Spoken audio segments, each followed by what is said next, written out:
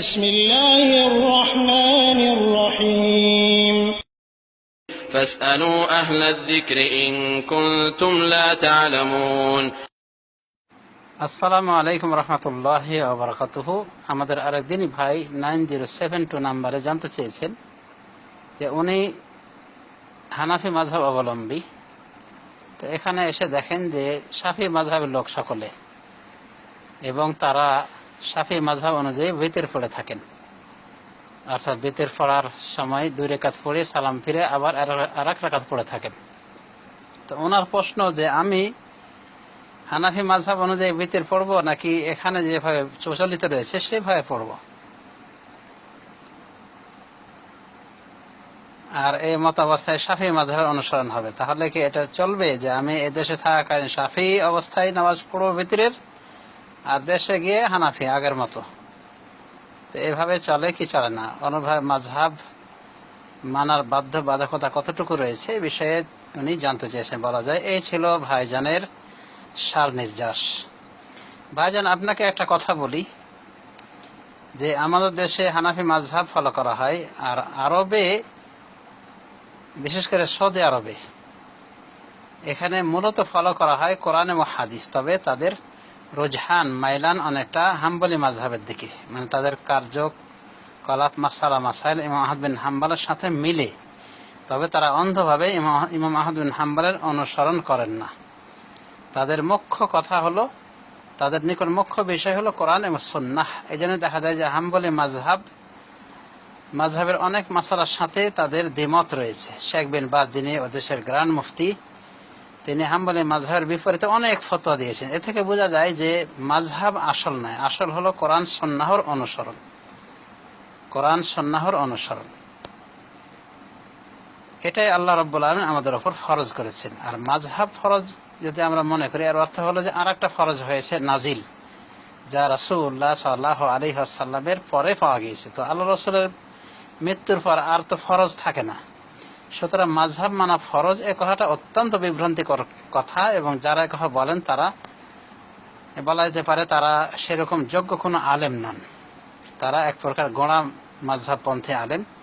আর এই কথা যে বাতিল, তারপর মানে এতটুকুই যথেষ্ট যে এই মর্মের দলিল না আছে কোরআনে, না আছে হাদিসে। পক্ষান্তরে 4 ইমাম, যে 4 ইমামের উপরে মাযহাব প্রতিষ্ঠিত হয়েছে, 4 ইমামের কথা থেকেও প্রমাণ হয় না যে মাযহাব মানা ফরজ।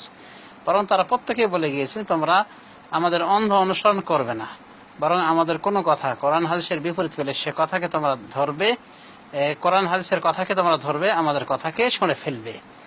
তারা আরো বলছেন যে সহাল হাদিস ফাহুয়া মাযহাবি, হাদিস সহিহ হলে সেটা আমার মাযহাব। কথাটি ইমাম আবু হানিফা থেকে অত্যন্ত প্রসিদ্ধ কথা, যা হাশিয়াত ইবনে আবেদিন সহ আরো বিভিন্ন গ্রন্থে, হানাফিদের বিভিন্ন গ্রন্থে পাওয়া যায়। তাহলে সকল ইমামের একটাই মাযহাব ছিল, সেটা হলো কোরআন এবং সুন্নাহ। তো গোটা সৌদি আরবের জমিনে কোরআন সুন্নাহকে মূল এবং মুখ্য হিসেবে গ্রহণ করা হয়েছে। তবে তারা মাযহাবের বিরোধিতা করেন না, কিন্তু কোন মাসআলা যদি কোরআন হাদিসের বিপরীতে চলে যায়, সেক্ষেত্রে তারা মাযহাব পরিত্যাগ করে কোরআন হাদিসকে ধরে।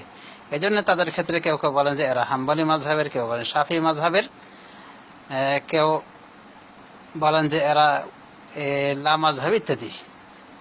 তার কারণ হলো তারা কোরআন এবং সুন্নাহর সাথে মিলিয়ে আমল করার চেষ্টা করে। তাদের নিকট মুখ্য হলো কোরআন এবং হাদিস। তাহলে আমরা বুঝতে পারলাম নাতি দীর্ঘ আলোচনা থেকে যে মাযহাবটা আসল নয়, বরং কোরআন হাদিস হলো আসল। আমাদের দেশের ভারত মহাদেশের হানাফি মাযহাবের বড় বড় উলামায়ে দ্বীনের থেকেও এই কথার সাপোর্ট মিলে। যেমন মোল্লা আলী কারি রহমতুল্লাহ আলাইহি, তিনি বলছেন ইন্নাল্লাহ সুবহানাহু মা কাল্লাফা আহাদান আন ইয়াকুনা হানাফিয়ান আও শাফিঈয়ান আও হাম্বলিয়ান বাল কাল্লাফাহুম আলা আন ইয়ামালু বিল কিতাব ওয়াস সুন্নাহ। আল্লাহ রাব্বুল আমিন কোন ব্যক্তিকে বাধ্য করেননি যে সে হানাফি, মালিকি, শাফি, হাম্বলি হবে, বরং তাদেরকে এটাই বলেছেন, এরই উপর বাধ্য করেছেন তারা কোরআন এবং সুন্নাহর উপর আমল করবে, এর উপরে তাদেরকে বাধ্য করেছেন। অনুভব তিনি এটাও বলেছেন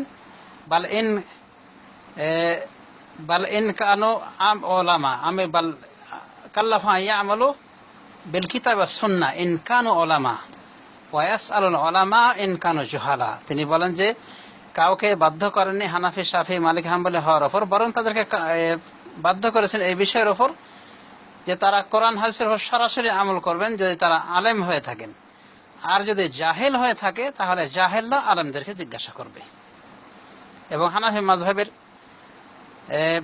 প্রসিদ্ধ ফকি সম্ভবত ইবনে আবেদিন তিনি বলছেন লাইসা লিল আম্মি মাযহাব, যে সাধারণ ব্যক্তি তার কোনো মাযহাব নেই, তার মাযহাব হলো মাযহাব আলেমহি, তার মাযহাব মুফতিহি, তার মুফতির মাযহাবটাই হলো তার মাযহাব। মানে জাহেল আলেম থেকে শুনে নেবে, এটাই তার মাযহাব, তার নির্দিষ্ট কোনো মাযহাব নাই। অর্থাৎ সে যে হানাফি শাফি এটা সম্ভব না একজন জাহেলের পক্ষে, বরং জাহেলের মাযহাব হলো আলেম থেকে জেনে নেবে। তো এই কথারই সাপোর্ট মিলে কোরআন থেকে। আল্লাহর কি বলছেন সূরা আম্বিয়া 7 নম্বর আয়াত, অনুভাবে সূরাতুন নাহল 44 নম্বর আয়াত আল্লাহ কি বলছেন, ফাসআলু আহলা যিকরি ইন কুনতুম লা তা'লামুন, তোমরা কোরআন হাদিস অভিজ্ঞদেরকে জিজ্ঞাসা করো যদি না জানো। সুতরাং এটাই হলো দায়িত্ব পাবলিকের, আম সাধারণের, যে তারা না জানলে ওই বিষয়ে অভিজ্ঞ আলেমকে জিজ্ঞাসা করে জেনে নেবে। তবে জাহেল মূর্খ বেদাতীকে জিজ্ঞাসা করলে পার পাওয়া যাবে না।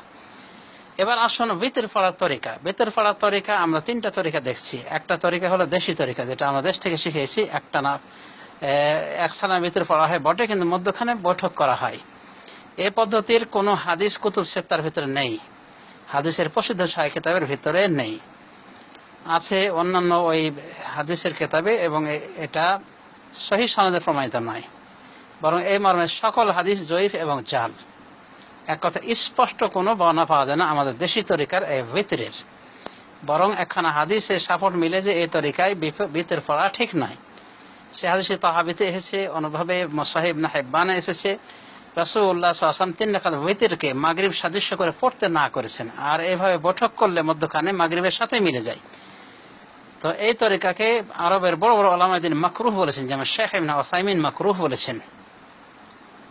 মাকরুহ মানে কি, একটা নিন্দিত আমল, কারণ হাদিসের সাথে অমিল।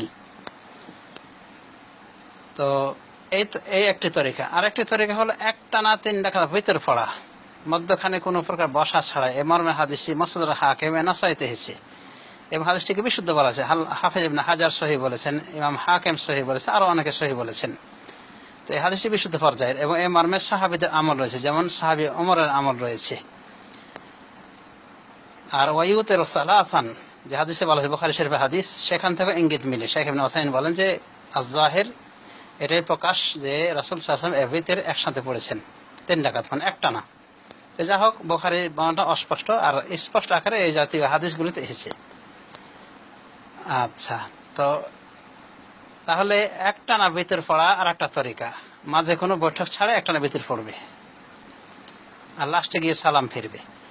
আর একটা পদ্ধতি হলো মধ্যখানে বৈঠক করবে, একেবারে শেষ করে দিবে, ওই বৈঠকে সবকিছু দোয়া তাহিয়াত দরুদ দোয়া মাসআলা সবকিছু কমপ্লিট করে সালাম ফিরে দিবে। তার মানে 2 সালামের বিতর পড়া, 2 রাকাত বিতর পড়ে যথানিয়মে পড়ে সালাম ফিরে দিয়ে আর 1 রাকাত বিতর পড়বে।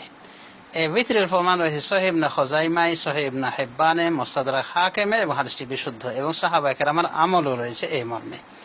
এবং সাহাবী ইবনে ওমর থেকে পাওয়া যায় যে উনি 3 রাকাত বিতর পড়তে গিয়ে 2 রাকাত বিতর পড়ে তার গোলামকে কিছু কাজের আদেশ নিষেধ করে আবার 1 রাকাত পড়তেন। এই মর্মের হাদিসটি বুখারী শরীফে এসেছে, এবং এই মর্মের তরিকাটি সব থেকে বিশুদ্ধ। তাহলে এই হলো বিতরের তরিকা। সুতরাং ভাইজানকে বলবো যে আপনি যদি বিতরটা এইভাবে পড়েন যে 2 সালামে পড়ে থাকেন, তাহলে আগের সর্বাগ্রে হাদিসের অনুসরণ হলো, তুলনামূলক সব থেকে বিশুদ্ধ হাদিসের অনুসরণ হলো, এবং এই বিশুদ্ধ হাদিসেরই অনুসরণ করে থাকেন মক্কা মদিনার ইমামগণ। এরপরে শাফি হাম্বলি মাযহাবেরও আপনার অনুসরণ করা হলো, শুধু হানাফি মাযহাব বাদ পড়লো। তো ইমাম আবু হানিফা তো বলেছেন যে সাহাল হাদিস ফাহুয়া মাযহাবি, হাদিস সহিহ সেটাই আমার মাযহাব, সুতরাং এটাই তার মাযহাব ধরে নিতে হবে, জয়ীফ হাদিস তার মাযহাব কেন হবে। তো যা হোক, আপনি যদি এই তরিকার নামাজ পড়েন, দেশে পড়েন বিদেশে পড়েন, সব থেকে উত্তম কাজ করবেন, অর্থাৎ 2 সালামে 3 রাকাত বিতর পড়া, এটা সব থেকে উত্তম। এরপরের উত্তম হলো একটানা পড়া, তবে মাঝে কিন্তু কোনো প্রকার বৈঠক হবে না।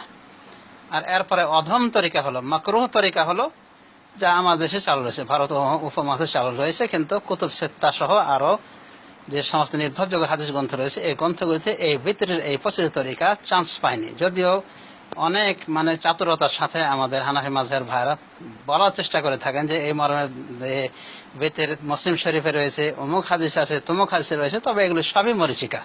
যদি চ্যালেঞ্জ ছেড়ে দেওয়া হয় যে আপনারা দলিল দেন, এত টাকা পুরস্কার দেওয়া হবে, তাহলে কিন্তু আর ক্ষমতাই কোলাবে না। কারণ আসলে মুসলিম শরীফও নাই এই মর্মের হাদিস, এমনকি কুতুব সিত্তার কোনো হাদিসেই পাওয়া যায় না। আর যে হাদিসে এভাবে ডাইরেক্ট পাওয়া আছে সেই হাদিসটা মোটেও সহি নয়। তো যা হোক, বিশুদ্ধ হাদিসের অনুসরণ করাটাই হলো আমাদের মুখ্য বিষয়। মাযহাব মানা ফরজ, ওয়াজিব, সুন্নাত, মুস্তাহাব কোনো কিছুই নাই। মাযহাব হলো তায়াম্মুমের মতো। শেখুল ইসলাম ইবনে তাইমিয়া বলেন যে যদি পানি পাওয়া যায় তাহলে ওযু তায়াম্মুম করা যেমন চলে না, ঠিক কোরআন হাদিসের দলিল বিদ্যমান থাকলে আর মাযহাব মানা চলে না, মাযহাব মানার প্রয়োজন থাকে না। আশা করি আপনি উত্তর পেয়েছেন। বারাকাল্লাহু ফীকুম জামিআ।